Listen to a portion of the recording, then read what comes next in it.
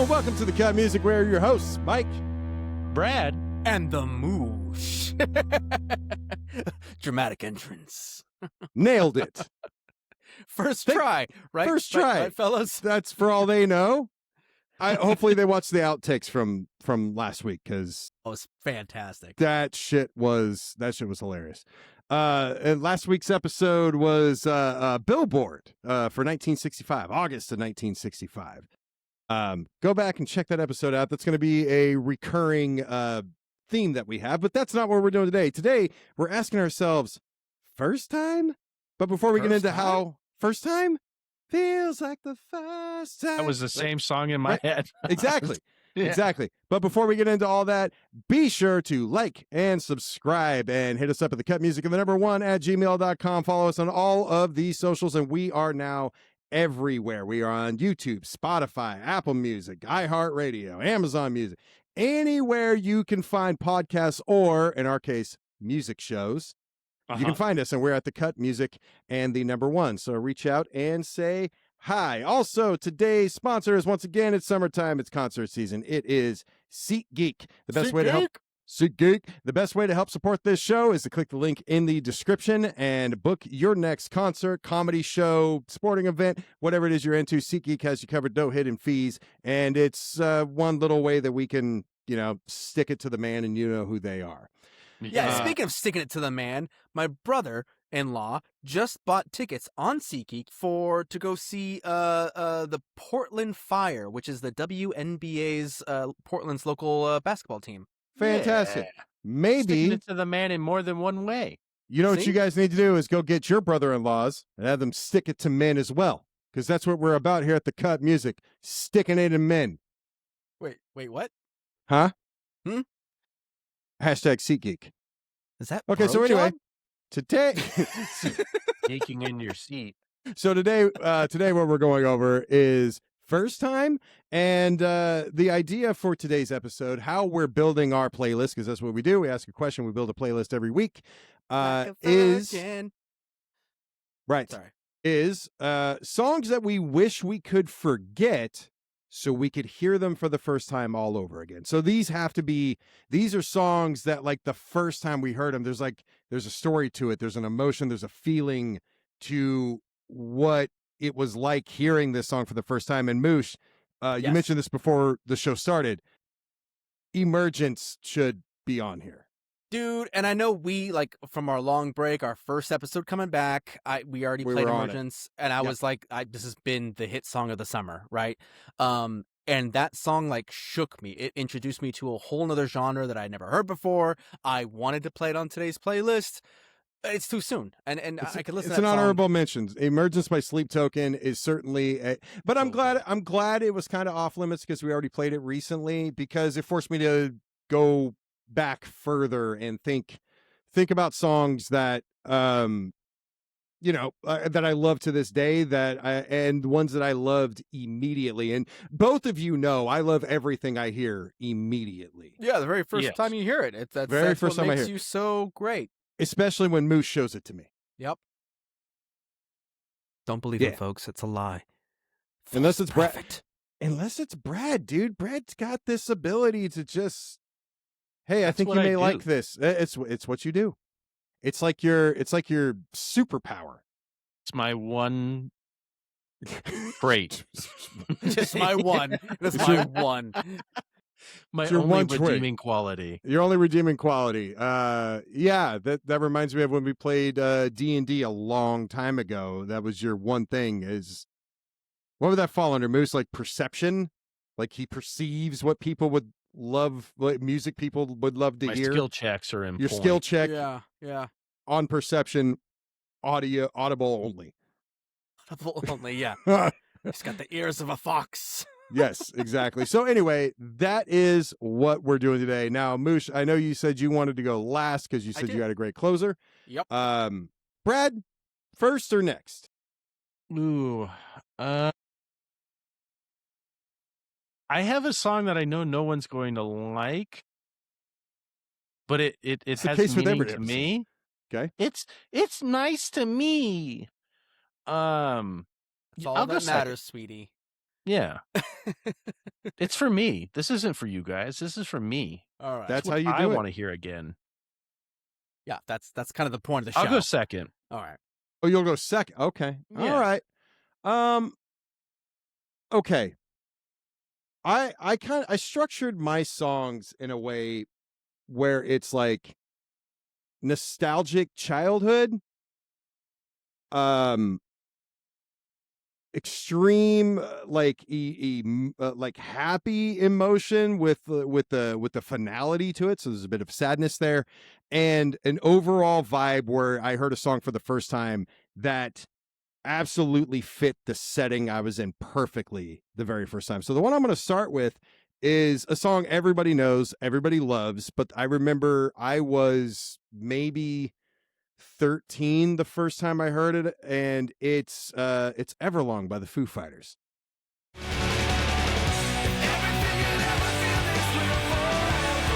Man, Hell yeah.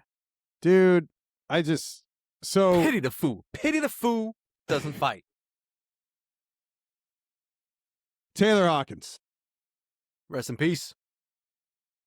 Dave Grohl's not really screams, but just shouts, and that guitar riff is so intoxicating. It's crazy. I love everything about that song. I don't put it up there with like a Stairway to Heaven or something like that. There's just, but there, I don't know what other song to compare it to because it's that good, but there's nothing complicated about it. The most complicated thing about it is how everything just shorts out and you get just the very quiet guitar riff and then everything revs back up in the bridge. But this song hits just as hard in a different way when done acoustic. Like the acoustic version of the song is amazing. Dude, the MTV Unplugged, I think, is Dave Grohl and the Foo Fighters did this. Yeah. And it's fantastic. This is one of my favorite Foo Fighters songs of all time. Absolutely. And it feels like when I say that, it feels like a trope. Like it feels like, oh, Sure. it's everyone's favorite. But no, like really, if you break down this song, like it's just a well-written song that has chord progressions and like that the whole bridge, da na na na na na na na na na. Like that's such an odd like way to play that leads into the chorus, and it's so fantastic, and the whole thing's in drop D, which is great. I love me a good drop D. And what's good about dropping the D for Dave Grohl is Grohl always said like the way he learned to play guitar is he plays his guitar like he plays drums. He imagines the top three strings, the higher pitch strings, as being his cymbals and his snare, and the bottom three strings and the low pitch being his kick and his toms. And you this is that makes sense. There's plenty of good examples of Foo Fighters songs that are like that. I think this is a very good example of what does it sound like when you are a drummer first and you incorporate that. Bass players will do that a lot. Bass players think of playing drums on a guitar. Typically not the case when you're doing lead or rhythm, but Sure. This song's just a fucking masterpiece. Have I, speaking of like, instrumentalists switching instruments, have I talked about how, like when me and Scott get together and we jam, like I'm a guitar player, he's a drummer, but like when we sit and try and jam like that, there's no magic, like it just kind of fizzles out, which is weird because those are our main instruments. But when we switch instruments, like if I get on drums and he plays guitar, dude, we could jam for hours. You know like, why? Why? Because we both suck. No, well, sort of. But what it is you're listening. Experimentation. It's the rule of improv. When you guys are taken out of your element, you are listening to each other and trying. You're not trying. You could do You're not trying to show someone. And it's not even that. Like Moose, you could play whatever the fuck you want on a guitar. I don't know how good of a drummer like he is, but you guys aren't so comfortable resting on your own, like on your own skill. You're kind of depending on the other, which makes you listen more. I think. Yeah, I think that's kind of an makes improv sense. thing. Yeah. Huh. Bradley, I got a song. Yeah, Brad plays the radio really well. He can tune it. Dude. Playlists. That's my instrument. There you go. And the skin flute. Oh. Oh. Oh. I think we got a clip that we're going to do from behind the scenes before the show. Yeah. I got a song that I think it was one of those moments. You ever have those moments? It's all like, oh, I'm now thinking. Or, like when you hit that age of accountability where you understand the things that are going on for the first time. Okay. The first time I thought of music as something other than that's something that you play in the background and I like that. It was a Tool song. And when I first heard it, it was I thought of music differently. I started trying to pick things apart. Obviously, not on the same level you guys do with instruments and everything, but I started to grasp the concept that there's separate entities in that making it one. And before that, everything was just like, oh, no doubt. That's pretty cool. I like that. Well, on with my day. This was like the first time I heard a song and I was like, that's crazy. What the fuck's going on with that? What song is it? I'm curious. This sounds interesting. It's H by Tool.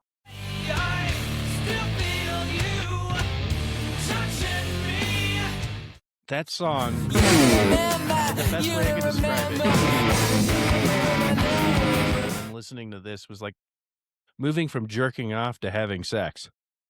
And kind of just getting that there's a difference. There's a fucking difference. And when you listen to it, there's so much. There's so much that your ear will hear that you weren't listening for before, but this song makes you listen for it. Yeah. 100%. Tool, it's like that expanse into or out of, I should say, out of like the pop music or popular music of the day, 90s, early 2000s, whatever it was. Like, it's like your first step into finding out that like other genres of music exist outside of the top 100 that we played last week. You know what I mean? Like Tool, I don't think Tool was ever on the top one. I mean, maybe they were on like a alternative or a rock or something like that. Very popular. I mean, they have 4 Grammys, but this isn't, from what I can understand, is mainstream music.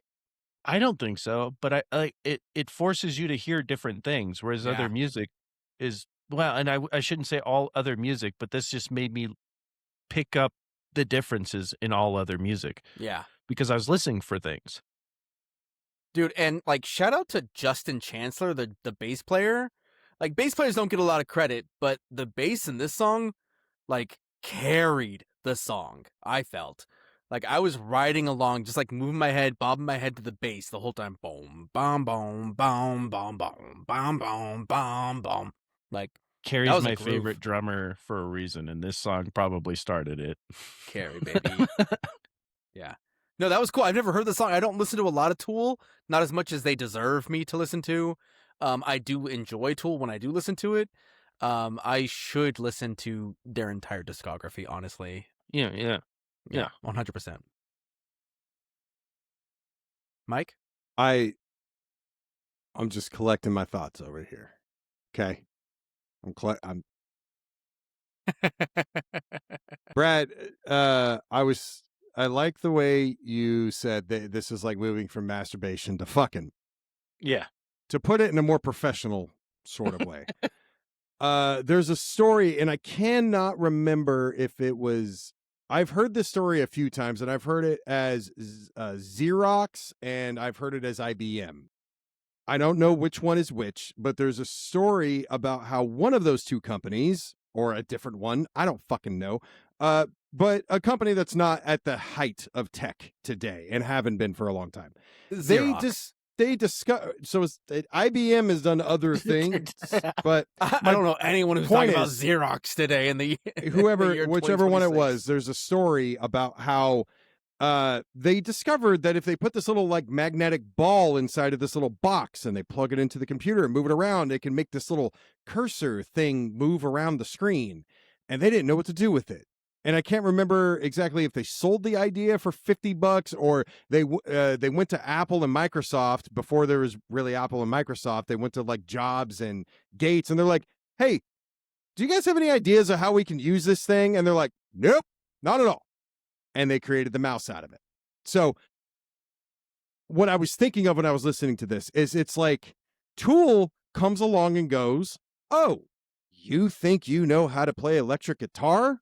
Have you ever tried just fucking holding a chord but turning the distortion up so high that the chord is barely discernible and just letting it fucking feed into something like less of an instrument, more of a sound effect?" I mean, Hendrix did that. Like this, not a long I drawn mean, out, like fucking. I'm just saying, like, yeah, no, I get what you're saying, but I don't. Hendrix abused, like it's No, almost a totally. hate crime. No, how he much did. Hendrix hit and destroyed his Fender guitar. He performed cunnilingus on his guitar. He lit the motherfucker on fire. I understand, but I think there's Yeah, but something with different. teeth. There's something, yeah. There's something different in ladies. There's something God. different about the way Hendrix and others that used distortion when distortion was fairly new. And like I said, these guys kind of using their instrument as sound effects. Now we're talking about the bassist and Danny Carey. Danny Carey is the greatest drummer walking the earth and has been for a very long time. And I was sitting here trying to count this song by Tool. And it's okay. So I got the 6/8 and I got the 4/4, but going into the first chorus, I'm like, how the fuck is he counting that snare? He's doing a 4/4 played as a 6/4. And I'm like, how the fuck is that accented snare moving down and count every time? It's a 4/4 played as a 6/4 that leads in to a 4/4 and then into a 6/8, which is fucking incredible. Not just to play it as one thing, to come up with it is a totally different thing. And Brad, I was talking about how when you play things, I want to listen to more of it. I love Tool, but it makes my brain hurt every time I listen to them. But now I'm like, fuck it. This song H, which like homework. I know I've heard. Yeah, exactly. Great fucking Tool's fucking amazing.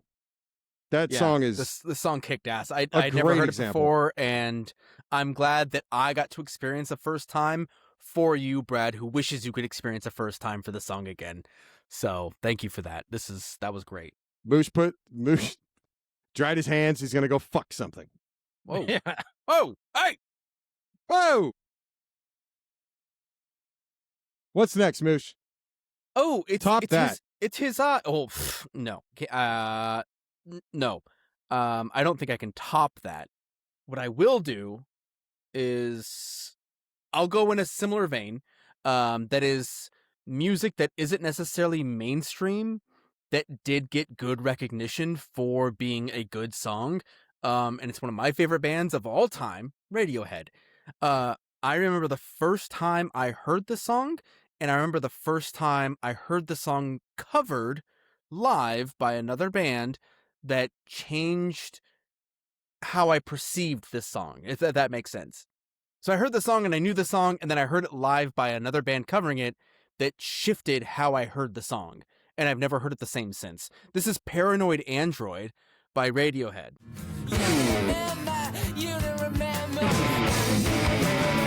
My God, guys. Yep. That song fucks so hard. I love that song so much. I know the audience just heard a little snippet of it, but like, go through, put on some headphones, and listen to the whole track. It's 6 minutes and 27 seconds long. It's long. It's a decently long song, but it's a journey you go on. And I remember the first time I heard it, I said this before the song played. There was a photo that came out, or a picture that came out ages ago, back in like the early 2000s. And it was like, hey, there's 70 bands in this image, and if you can find them, then like good for you. How many can you find, right? And it was like a Where's Waldo type of thing of image, or an I Spy of image.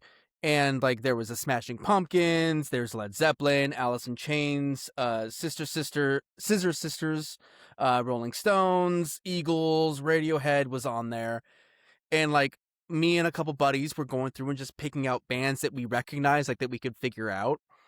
And one of my buddies was excited about Radiohead. He's like, "Oh, there's Radiohead," and I was like, "What's that? I had never heard of this before." And he goes, "Bro, you never heard of Radiohead?" I was like, "Uh-uh." And he goes, "All right." And so he happened to have a CD in his CD case with his CD player. Again, this was early, like 2000, maybe 2001. Like we all wasn't had those binders, Spotify. dude. There wasn't iTunes, wasn't really a thing yet. You know what I'm talking about? So like sort of Napster. Napster was around, and like yeah, and like we all went to LimeWire. Yeah, but he had a CD of this album of OK Computer by Radiohead, and he put on the track, chose track, what was it, 3 or 4, whatever the track is on the CD, and we listened to it, and I was like, this is incredible. Like I've never heard anything like this. I was raised on 60s and 70s and a little bit of 80s rock and roll, blues, and I'd never heard of anything this abstract before. And it changed my life, and I've been forever a Radiohead fan since. And everything Radiohead put out, and Tom York, and anything Johnny Greenwood gets his hands on, has been life-changing. And I chose this song. It's one of the first songs that I thought of when we had this episode, because I would love to hear this again for the first time. And the only time, like I had said before the song started, that I had heard this song that felt fresh to me was when I was at the Musicians Institute in Hollywood, where I went to college. And at the end of the semester, everybody who was doing instrument, I wasn't an instrument, I was doing audio engineering, but everybody who was doing an instrument like had to work throughout the semester to cover a song. And a group of kids went up and covered Paranoid Android, and the way they did it was mind-blowing. The lead singer that sang it, he had a very oh god, what's I can't think of the artist's name. He covered American Woman. Lenny Kravitz. Lenny Kravitz. Who? The Guess Who? The Guess Who was the original, but Lenny Kravitz. So the lead singer in college had a very Lenny Kravitz voice and a very Lenny Kravitz appearance to him, and he made the song so sexy. Like, it was unnecessarily sexy for this song, which isn't a sexy song.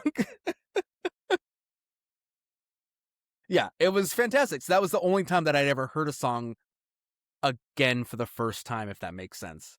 No, it does. And Brad, do you have some? Just thinking of someone covering this song is crazy to me. I know. So I have so very much. I don't think of anyone else being able to do what Radiohead does in this generational run that they had around this era. 100%. And this guy, like, well, the lead singer and the band, like, killed it. Like, I was so impressed with how well they did. As a Radiohead fan in college, and I hear this song, I'm like, oh, okay, let's see how this goes. You know, being all like, oh, you're going to cover Paranoid Android? Good luck, buddy. And then by the end of it, I was picking my jaw up off the ground. I think it's kind of like what I said before, like when we were talking about Tool. It's one thing to learn something and cover it. It's another to come up with it originally on your own. And Moosh, I sent you a recording of this. When my band was fairly new still, we got tapped for a 3-hour gig that we didn't want to pass up, but it was acoustic. And we didn't have our drummer and our bassist. So it's me and my 2 guitar players. And we're like, we got 20 minutes of music that don't require drums. And how do we make these songs not require this? And my drummer, shout out to James, all out of Bubblegum. He's like, I got a Radiohead song I can do. I was like, yeah, well, I mean, we're already doing Creep. I mean, what else can you do? And I actually took a recording of him doing this motion. I sent it to you. And he plays this fucking song on acoustic and sang it. And singing and playing an instrument, it's not necessarily a muscle. It's 2 separate muscles working in tandem with one another and separately, much like drumming. It's a lot of muscles. But to play this song, the way he is all over the fucking neck, everywhere. Like, Just like incredible. lock and but, loading his shotgun. Exactly. But the funny thing, Moose, you brought up about Radiohead and how much you love them.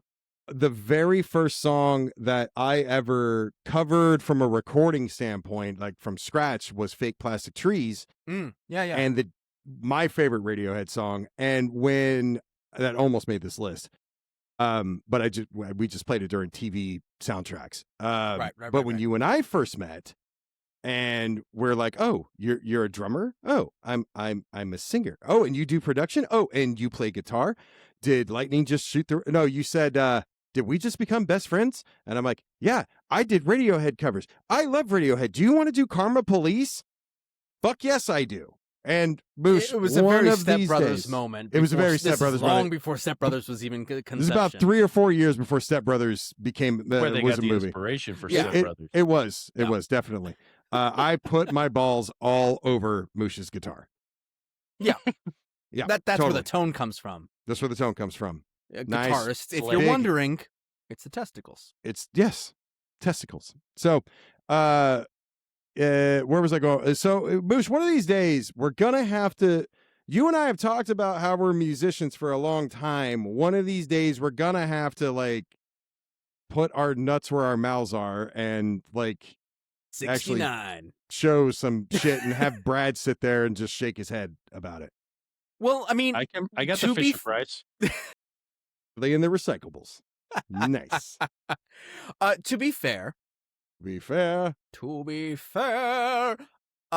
our intro music was you and I. We wrote and composed and edited and produced that entire intro song and the outro I song. approved it. And Brad approved it with his blessing. It made it to the final cut. Yeah. So, I mean, people understand that we know how to play these instruments. We know how to do these things. These aren't decoration up here. I know the audience. Those are cutouts, dude. Fucking Brad's got a beer fridge. Listen, all the vinyl over there, the guitars, the little digital drum set. I've got more guitars here to the right. You can't see. You know, you got a handful. My vinyl's in another room, but Moose, you know what I noticed when I was editing last week's episode? You have a framed shot of the original piece of shit, the Cut Music logo that I put together before. My wife made that for me for this room, specifically when we started doing video for this space. Oh, no way. That's my wife's gift to us, is this little... The Cut. Maybe you can digitally zoom in on that some way. It's gonna be blurry. It's gonna be blurry as shit. I'll see. I'll take a picture of it, and you could put it in post. If I still have, I never get rid of anything. So if I still have the logo original that I made, I'll find it and throw it on here. But you know what's in that frame? Quick. What? It's not a picture. That frame is the little bag that's folded up, so it's just the logo in that frame. Like it's folded into the frame. Really? Yeah, it's the little bag, the little strappy bag that you could put on your back and you could throw things in. I don't know what those bags are called, but that's right. Like from the merch the merch store. Yeah, the original merch store. We actually thought that logo was good enough to throw on merch. It's a decent logo.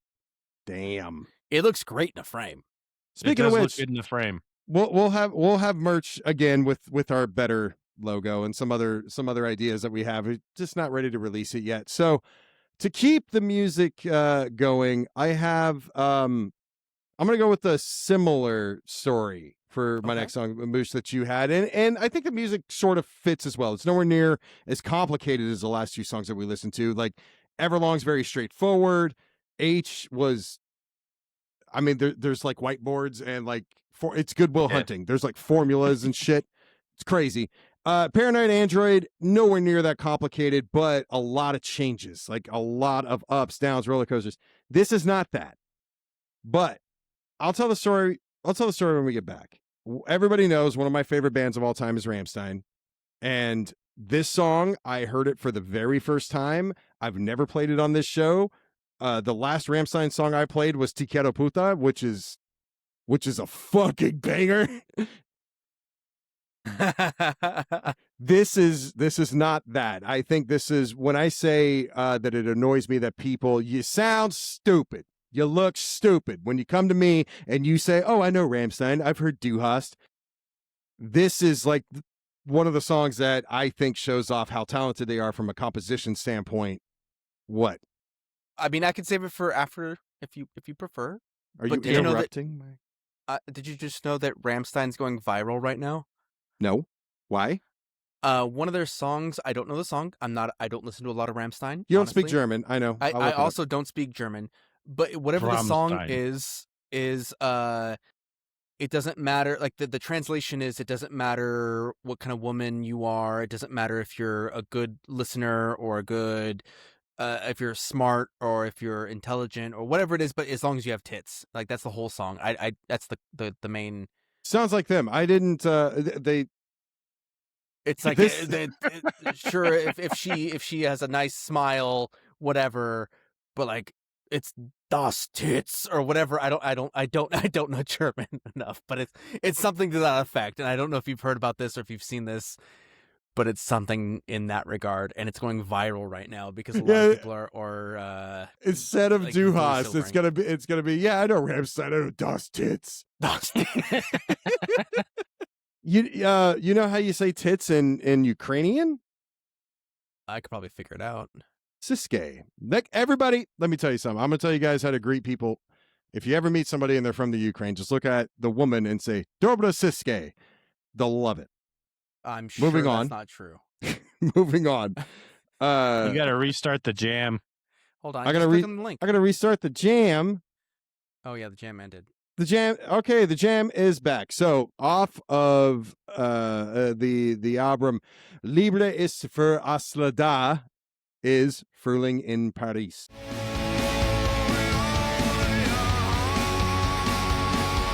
Okay. All right. Moosh, I had to do some research and find out why is Rammstein trending.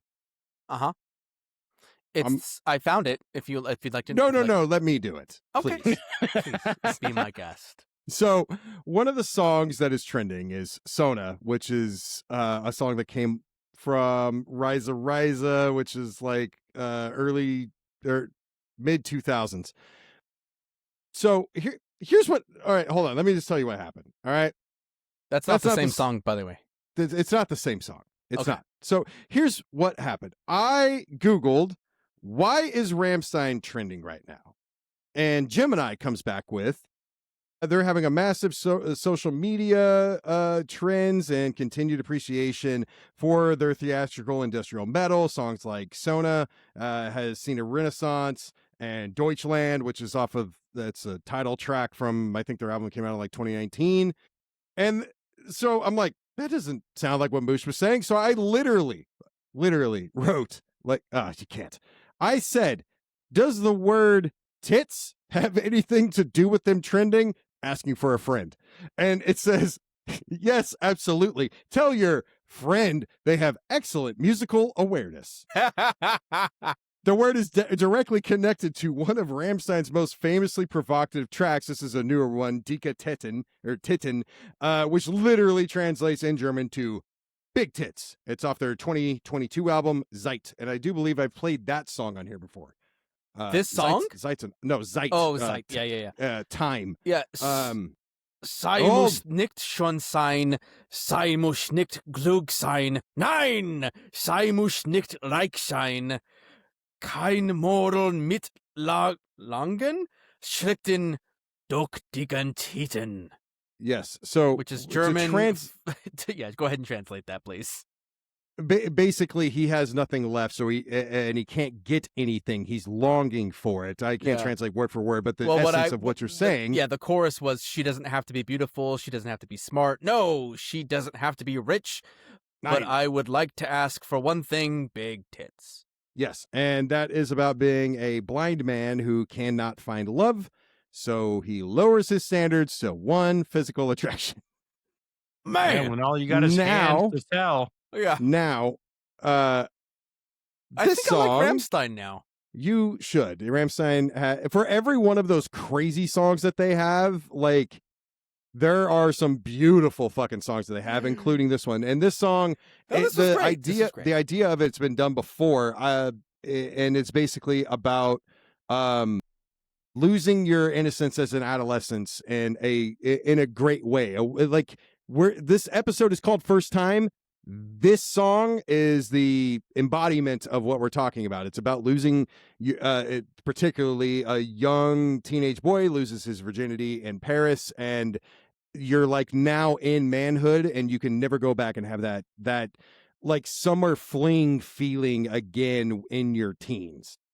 Like this song is, I actually took off, I took off Black by Pearl Jam to put this song on here. Ooh. I didn't realize that whole album might have made it on here for me. Yeah, I didn't realize Rammstein had a biography song about the Mosh. Yeah. I'll see myself out, fellas. I'm sorry. Really? In Paris, huh? In Paris. Yeah. His name was Perry. Anyway, people, don't be like the Moosh. All right.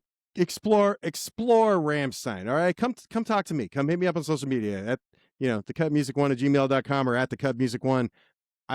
I'll steer you in the right direction. All right. Where are we going after that? Is it me? No, it's Brad. It's Brad. Brad's yeah, it's Brad. turn. That's right. My favorite music artist of all time. It's just the reintroduction the first time I was introduced to him. Shine Down. Trapped, actually. Trapped. So sorry. It's awful. Please. Ew. We can't play any of that on this show, please. For the love of God. Yeah, No, I got a little personal issue with Trapped as of God, recently. I know. It's mostly the spelling for me. I had to hit Brad up. Yeah. Anyway, no. I gotta cut that. I'm sorry. I just watched an episode, the season premiere of Game Changer on Dropout, and I learned some things. You can't say that. So okay. How big is it? No, yeah, right now. Exactly. How big is it? Yeah, how big is it? Dude, Jeremy Colhane is going places. Yeah. So, I don't want to sit here and bite off Dropout. Go ahead, Brad.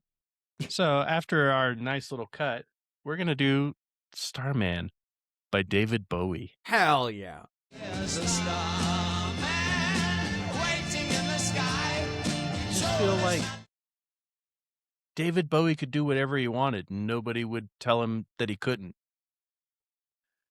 Yep. And being introduced to that, like, to me, everyone says rock stars this, they were rock stars. I think he's the only true embodiment of a rock star. Like, there's Hold on. Nobody. Prince is damn close. Listen, Prince could also almost do anything he wanted to do, and nobody would say otherwise. David Bowie could just do anything. I have a hot take. See him in Dark Crystal, and you're like, "That's fucking David Bowie, fucking cool." I have a hot take. Mm-hmm. Okay, I love David Bowie. We'll start that right off.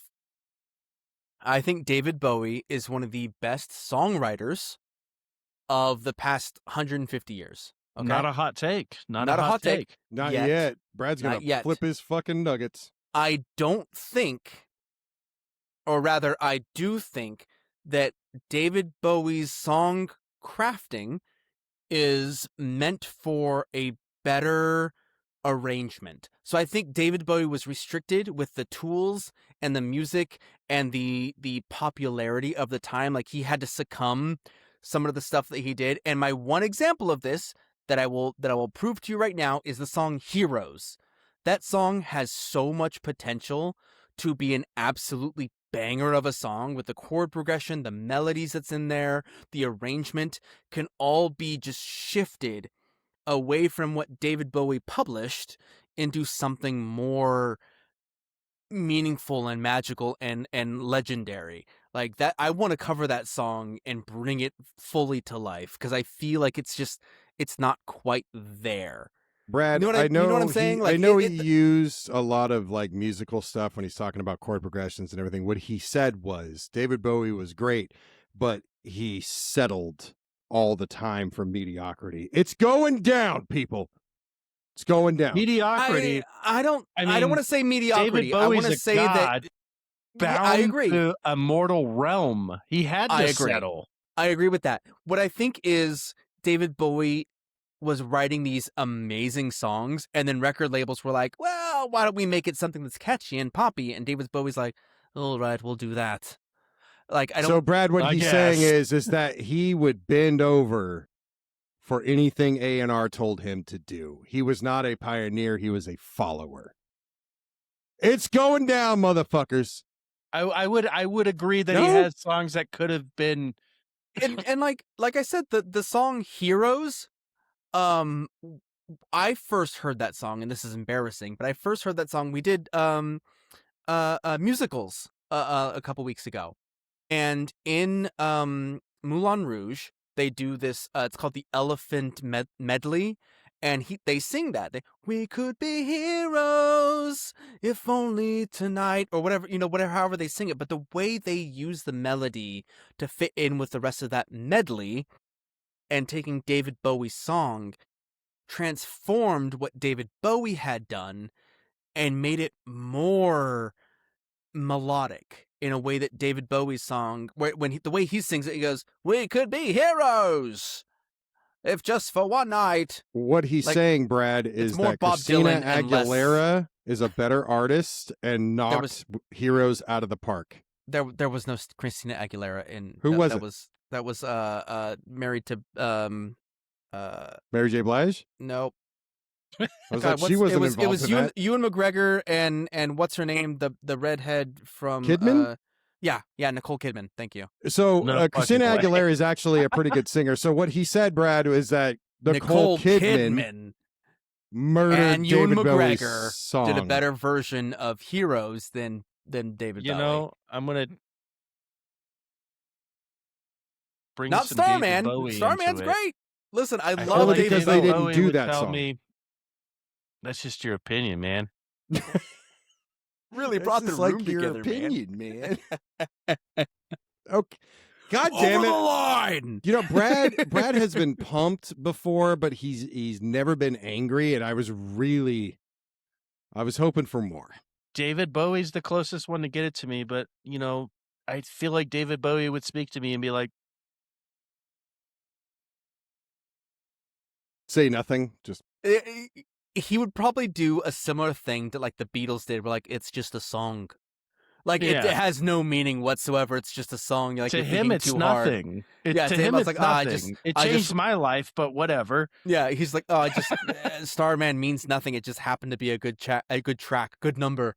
And we're like, it's a song, it has so much meaning. The song's so amazing. He's like, it was a throwaway that the record label said, oh, this'll catch.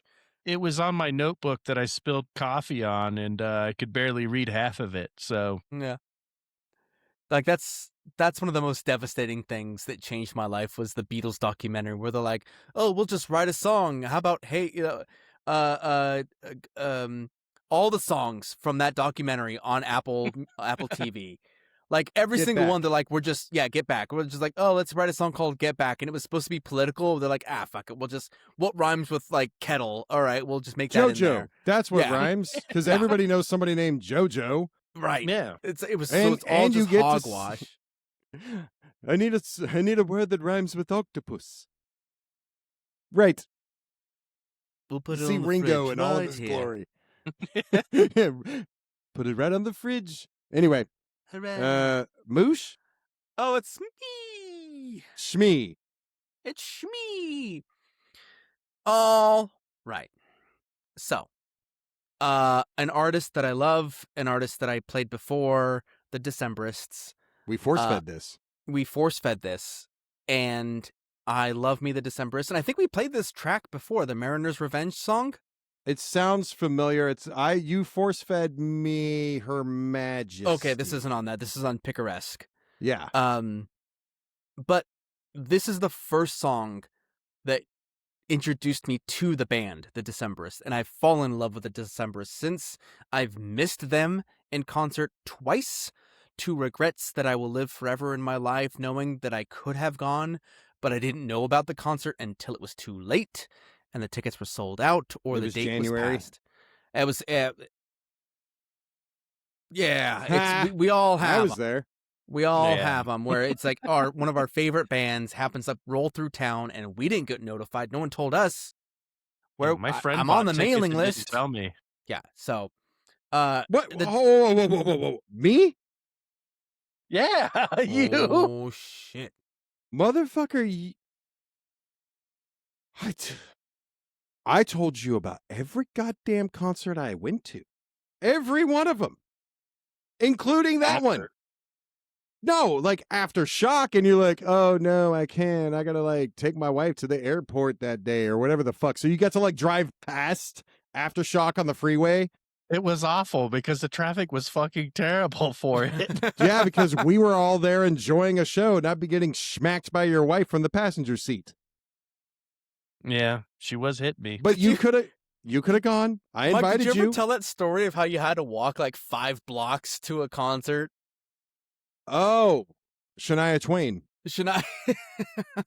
Yeah, look, I gotta write this down because it's an idea that we came up with one time where we asked the question, venues? We haven't done that yet. That's right. Yeah, we gotta do Speaking that. of venues, He had a great fuck statement, Shoreline too. Amphitheater. Fuck Shoreline Amphitheater. All right. I've seen many shows there. My first time seeing Slipknot was there. So I got some memories. First time seeing Pumpkins was there. Well, the wife and a bunch of her family and Cece and everybody wanted to go see Shania Twain. Long ass story short. I get to the exit on the freeway in about 2.5 hours, which is like right on time. No traffic, flying. That's how long it takes me to get to Mountain View, California. And then I got off the exit where I sat for the next 6 hours. About an hour into sitting there, my wife and her aunt, who were in the car with me, got out and walked the rest of the way. They got to see the closer in their stuff and all of Shania. It took me, like 5.5 hours to park in a lot. And again, I've been to this venue 10 fucking times at least. I parked in a lot that I didn't know fucking existed. Walked my ass. And as I'm approaching the gates, I hear "Feel Like a Woman." And I'm like, motherfuck. Yeah. No, actually, you know what's funny is there's a motherfucker that was doing that to me when I got there. I won't say who. But there was a point where I looked at Cece, who got there just before we did, just before my wife did.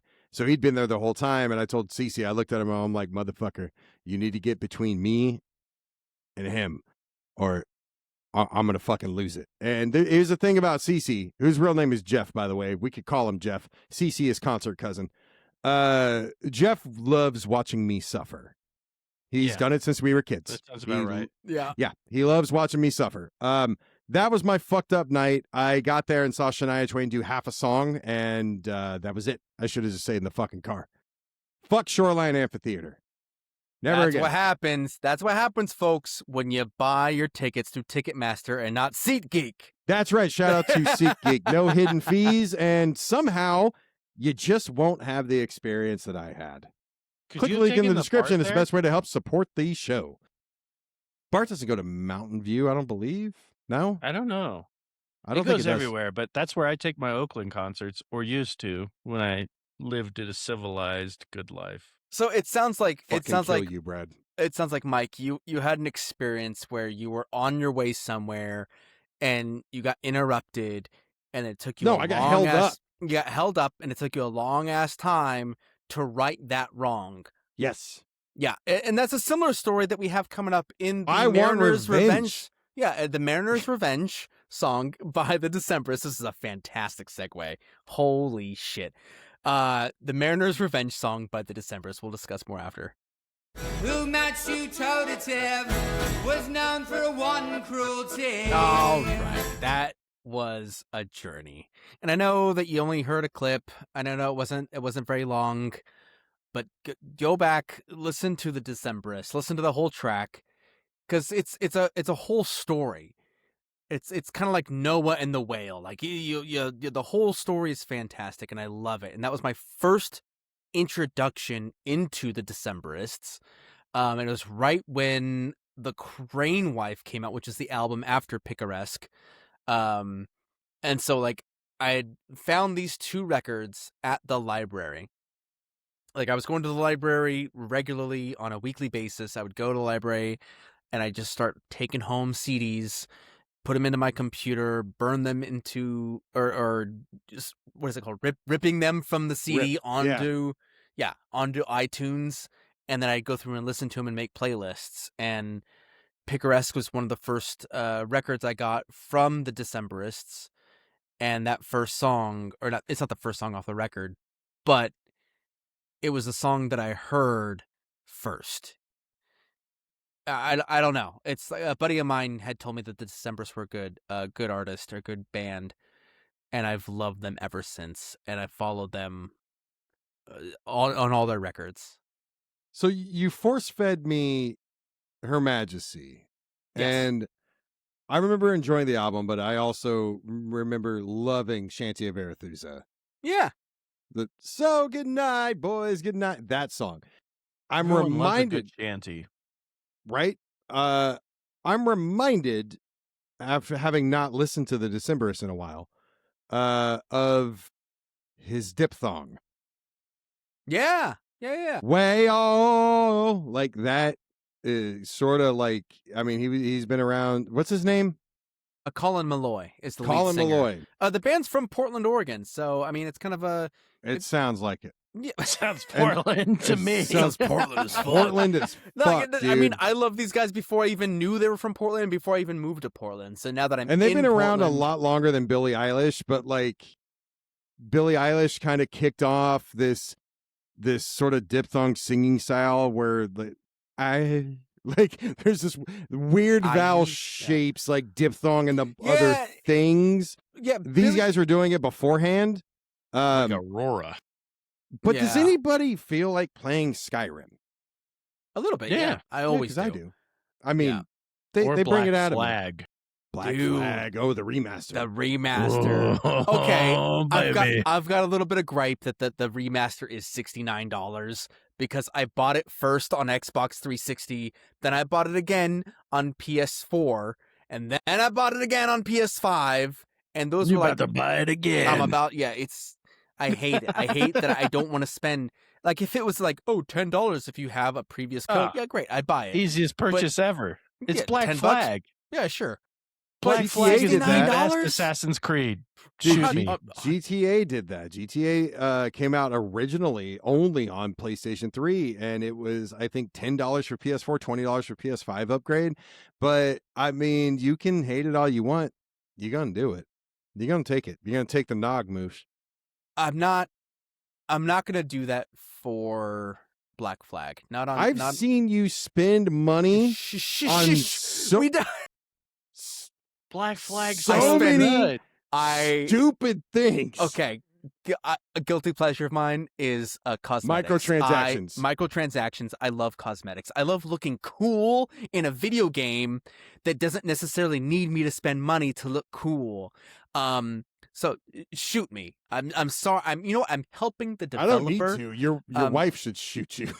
That's accurate. That's accurate. She needs to take my credit cards away. No, so Skyrim was the same way. Skyrim came out on like the 360 PS3. Came out on 3, yeah. Yeah, and then came out again on PS4, then came out again on PS5 and Xbox One and Xbox Switch But too. I And want to Switch and say Switch it too. was $10 to $20 though, if you own the original Right. on the same platform. But So, I've seen yeah. people play Skyrim on their fucking like refrigerators. Yeah. So it's out of control. People. Moosh, the question is, what would you do with the drunken sailor? Wouldn't you like to know, Weather Boy? If you're at sea with them for 20 months, which is as long as that song took. My beard got Fun longer. stuff. Did you say butt stuff? No, it's not butt stuff. It's butt stuff. After 20 weeks. Months, bro. Months? But after 20 Months? minutes. After 20 minutes. Yeah, the lyrics were 20 Their months. butt is done. Wow. Yo ass is cooked. Stanley. Whoever the fuck Stanley is. Okay, let's bring it back. We got on a tangent over the Rammstein thing, Fruhling in Paris. I heard that song riding to an airport when that album first came out. I just listened to the whole album in rainy Pacific Northwest weather on my way to SeaTac Seattle Airport. And it I will never forget the mood, the look, and that song coming on. That's that. Skipping down to this next one. The time that I fell in love with the song, Moosh, you kind of reminded me of it because you said when you played Paranoid Android, you fell in love with somebody that did a cover of it. And I'd heard this song before, never listened to it. It's Led Zeppelin. Of course, I had heard it from a very, very young age. But I one of the picked Led Zeppelin too. one of the coolest, and I've said this song tops Stairway to Heaven and every other Zeppelin song for me. And I've realized that over recent years. But one of the coolest spontaneous days I ever had was when I got to go see Heart. And Heart played this song and live. And then after that, it is put in one of the greatest montage wrap-ups of a movie. And I can't believe if we do movies, I would have put it on there, but it's in Almost Famous. So, yeah, this is my favorite Zeppelin song of all time. I'll talk about the experience a little more when we come back. This is the Rain song.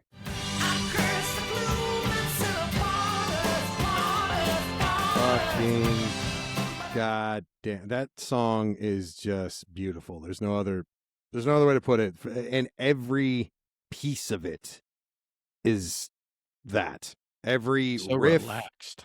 right? that's a perfect song.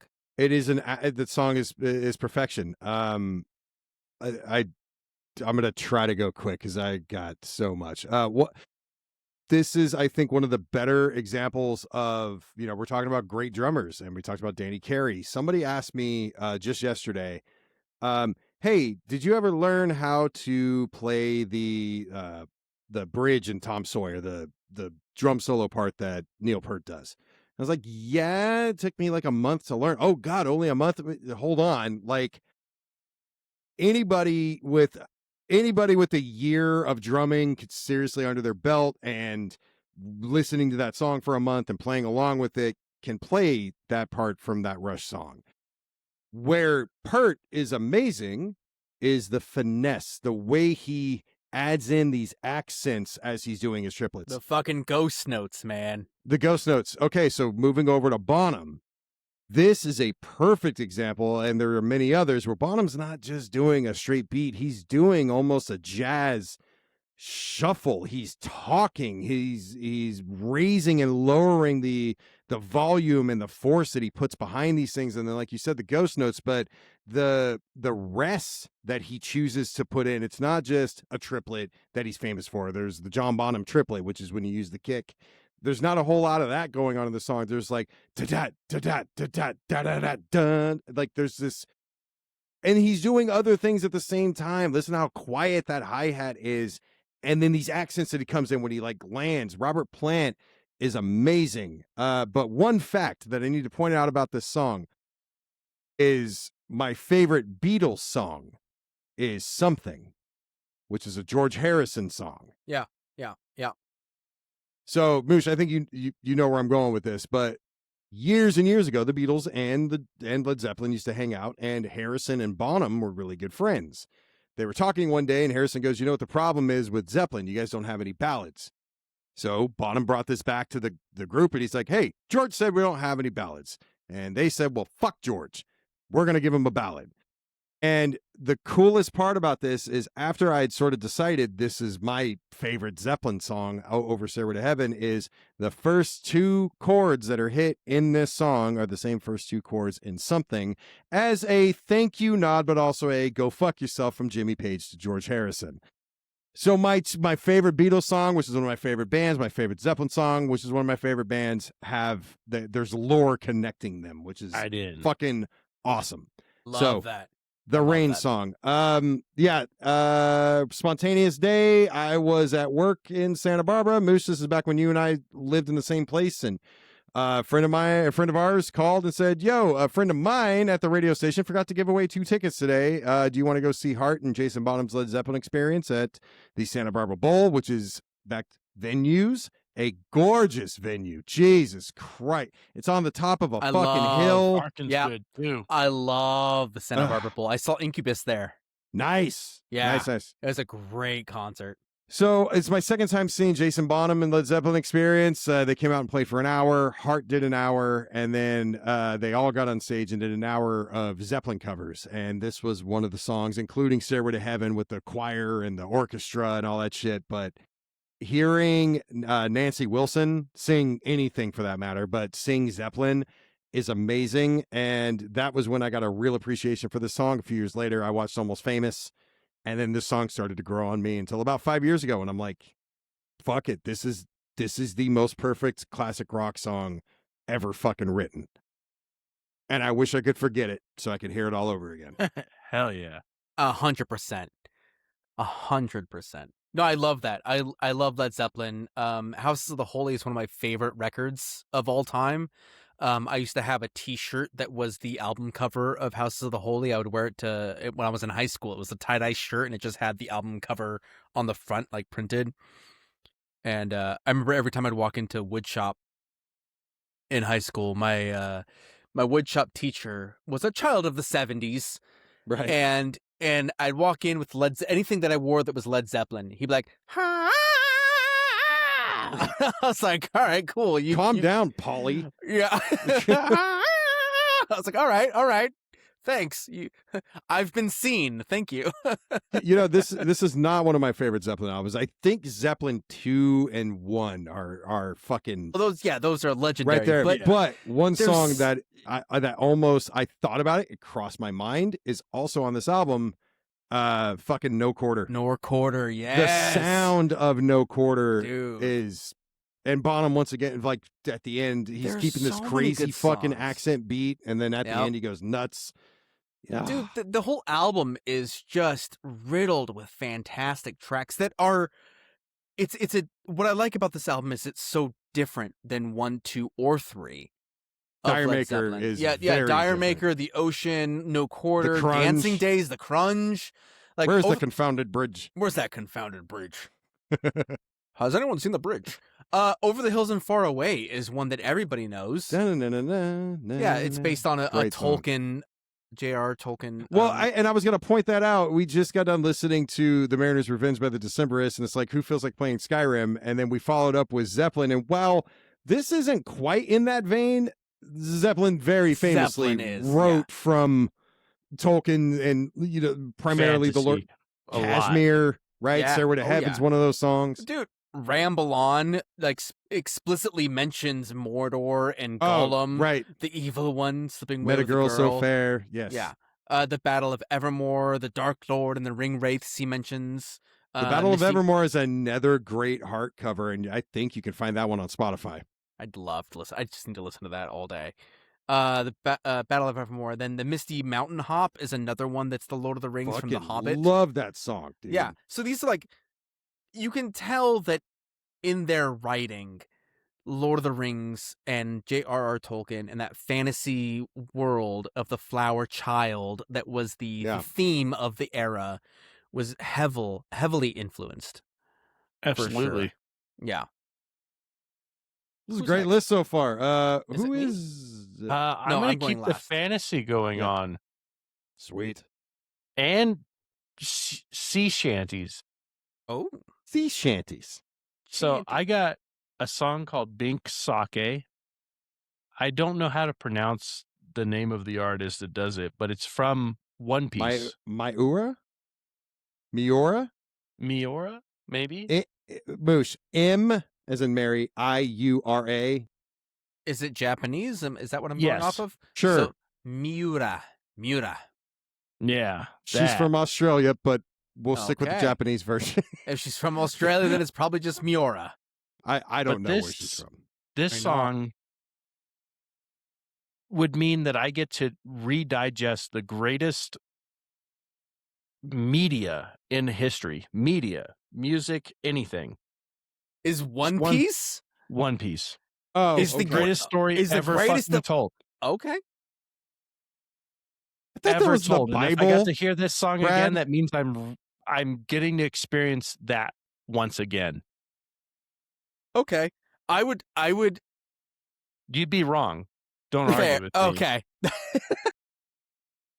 It's the greatest media ever told. I There's was no gonna book, say, no like, music, nothing that if has I been could created experience better than Dragon this. Ball Z again for the first No, it's time, not I'd be as right good. there with you. Or if we're going down the anime path, I mean, One Piece is fantastic. Don't get me wrong, but there are other anime that have played a more influential part in my life. This isn't even anime. This is all of media, all written history, all Wow. written anything. The Move greatest over- story ever told. Move over, Jesus. The greatest story ever told belongs to an Absolutely. anime called Rome. I won't disagree with that.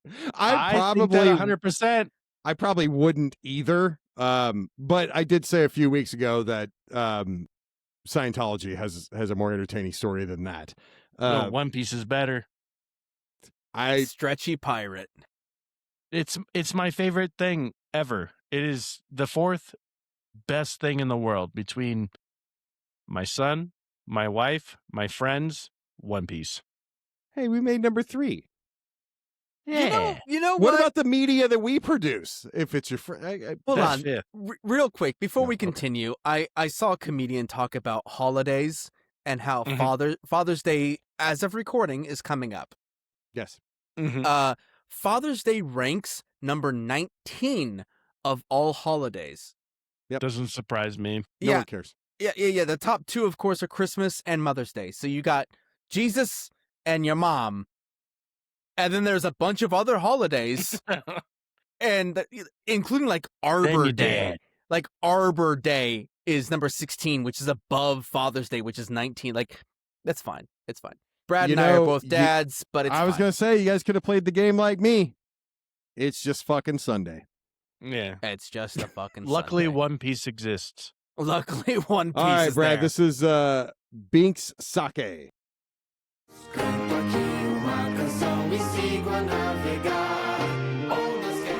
I love Bink Sake because of what it represents to the story. The song itself is very simple. It's a song about just watching, all your promises and everything that you've built over time and the loss of your friend's Brooks story is what it is. He's had to watch everyone die while he lives and all these promises, but it's just integral to the entire storyline of the greatest story ever told. Fair enough. In I mean, Portuguese. yeah. Why was it in Portuguese? There was like 30 other versions. Was there? Did I choose the wrong Yes, one? there's so many versions of it. Yeah, I was gonna say, like, why are we listening to Portuguese? Like, the original's in Japanese, and then, of course, the more popular That one... was not Japanese. No. That was Portuguese. What we listened to was Portuguese. The original's in Japanese, of course. It's a Japanese anime, but it's very, very popular in America, and there is an English version, an English dub of it. I just thought it was interesting when we were listening. I was like, "This is in." I was listening to Portuguese. it too, and I was like, was that French? And then you said Portuguese. I was like, oh, fuck, it is. Yeah, I knew it wasn't Asian of any kind, and that was surprising me. But is the English dub like in time with the music? Yes. yeah. Every single version of this song is in time. It's just a different version of a different language. I don't think anybody got my. Okay, never mind. The lip dub. Gotcha. I see. What you did there. Anyway, I chose the first one I saw. Yeah. Okay, One Piece. So Brad, if I watch One Piece, am I gonna like anime? No. No, but Yeah. there's a version coming that skips all of the filler. Then I say watch it, because you may not like anime, but you're gonna realize this is Okay, the greatest story ever fucking told. Mike. Here's the thing: go play Assassin's Creed Black Flag. Then, after you're all hyped up and excited about pirates, go watch One Piece. Yes. Wait, so It's a pirate show. It's pirate. It's pirates. It's a freedom fighter show. It's not a pirate show, but it happens to be Yeah, around do pirates. we have I can think there's two. There's Mariner's Revenge and this one. Was there a third song that we played that had a pirate-esque reference to it? Wondering. All right. Where's the list? I can't see the list. I don't know. It's you got one more, Moose. Close I got- this out. Oh, I'm closing us out. This isn't well. I Scat wouldn't it. say this. I wouldn't say this is a pirate song.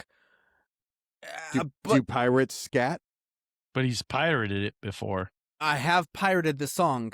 No. What I will say with this last pick, this last song to close us out, is at the time when I heard this song for the first time, I myself, as a young lad, was going through a breakup, and I discovered, like, I knew Dave Matthews Band was a thing, and I had heard a lot of Dave Matthews Band, but I hadn't heard this song. And every time I hear the song, it sort of transports me back to that time when I was going through a breakup. I was like 16 or 17, like I was young, dumb. It was dumb. But this song was so powerful in that moment, in a time that I couldn't even legally imbibe alcohol, but the song kind of touches on that challenge of wanting to forget your current, like your struggles. This is Grace Is Gone by Dave Matthews Band. How could I ever dream to find sweet love like you again? So the reason I would love to hear that song for the first time is it would change the context of when I heard it the first time.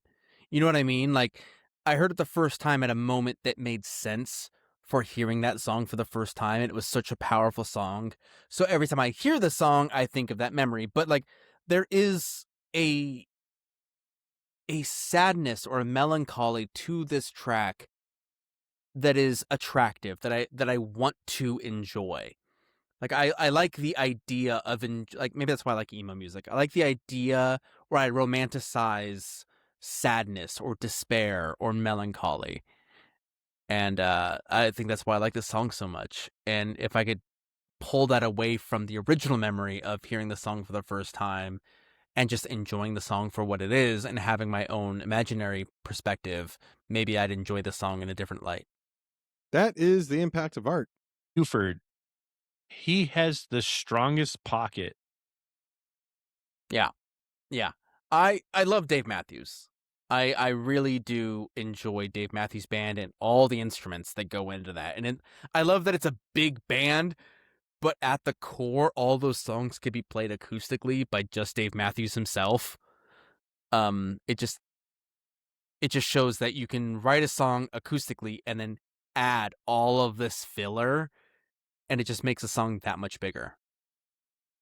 Yeah. I'm not a huge Dave fan, but they are a jam band, which is always enjoyable to see live. And that's my favorite. Everything from Dave Matthews are his live performances. Very few songs. I used to enjoy Dave Matthews 20 years ago.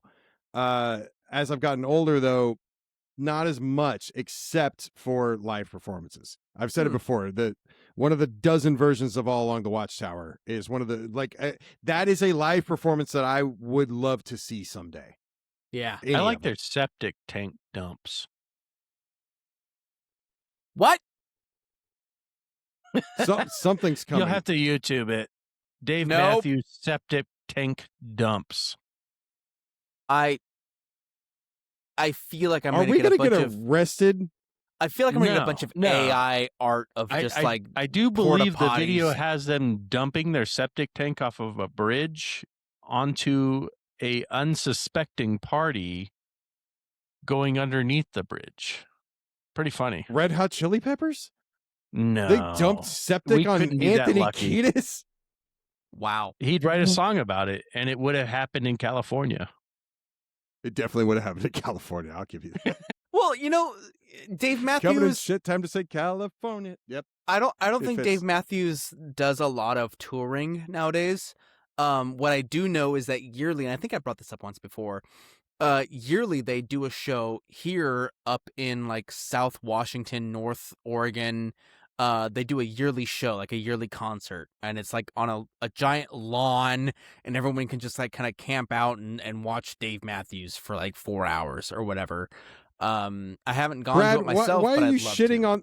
Sorry, Brad, why are you shitting on the Chili Peppers? I thought you had a newfound love for them. You brought up the Chili Peppers. Well, because you said that dump septic under a bridge, and you're like, we wouldn't be that lucky. That's terrible. Yeah, that was pretty messed up. That was pretty messed up, Anthony Kiedis catching strays. right? Poor little Kiedis. I was just doing some and then. Some and then, yes. Some Yeah. yes and. Mass- So I think master yes. I was just adding on.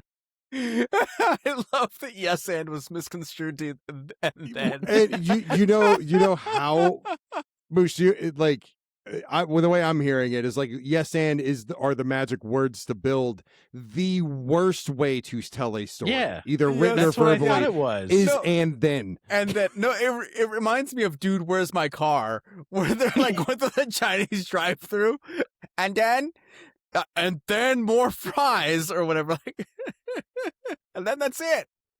I was just going And to pour then- on as long as you went. Keep Oh, pouring. God. You got Oh, septic? We got Chili Peppers. But I mean, Dave Matthews, I love Dave Matthews. I don't listen to him regularly, but Carter Buford's another one of my favorite drummers of all time. He's so good. He is. Love it. And you know what was so good? The idea of forgetting each of these songs, even songs that we didn't play that we got to hear for the first time. I was thinking about it, Moose. I think I'm with you. I've never heard H by Tool. Yeah, you're welcome. It's fantastic. It's an amazing song, and I do want. I'm going to make it. I'm going to make the effort to listen to Enema, which is the album that song is off Dude, you're of. going to show up with Megamind. You're going to look like Megamind after digesting all of that. All of that, yeah. You know, it's Feel funny. like the Riddler from Batman Forever. Does anyone feel like a bright egg? Right? When you Paranoid said- Andrew. Yeah. I was gonna say, when you said Enema, I thought of Enema of the State, Blink Say 182. yeah. No, so did I. Yeah. Absolutely. As soon as you said it, I absolutely was like- not. No. That Oh wait, no. album's Let's take your pants off the fantastic. jacket. That's an there you easy go. album listen. That's one Okay. of the like ones if you're gonna like, oh, I'm gonna listen to this, listen to that. That in 10,000 days Yeah. or years, I can't remember. I think it's days. I think I know which one you're talking about. I'm not a Tool deep dive person. I want to, but I mean, between that, Everlong, Paranoid Android, fuck you guys over your bullshit with Rammstein. Moose, you hate David Bowie. I'm so glad you got that off your little chest. I Finally. love David Bowie. The Decemberists, not my favorite song by them, but it did remind me of the Force Fed that we did and how much I love Shanty of Arethusa. Like, that song is badass. Then the Rain song, Bink Sake from One Piece, and closing in with Grace is Gone by Dave Matthews. Once again, it's an excellent, fuck yeah. It's an excellent fucking playlist and made out of songs we wish we could forget so we could hear them again for the first time. And speaking of first times, why don't you go see your favorite artist or a new artist you fall in love with for the first time? And you can do that by clicking the link in the description, helping out the show, and going through SeatGeek. SeatGeek. What you said something about SeatGeek earlier. I don't remember what it was, but I gotta look that up, but we gotta add it to our slogan. So SeatGeek down below, click the description. We would really appreciate it, and you'll appreciate no hidden fees and sticking it to Ticketmaster and Live Nation. And reach out to us at thecutmusic and the number 1 at gmail.com, thecutmusic and the number 1 everywhere else.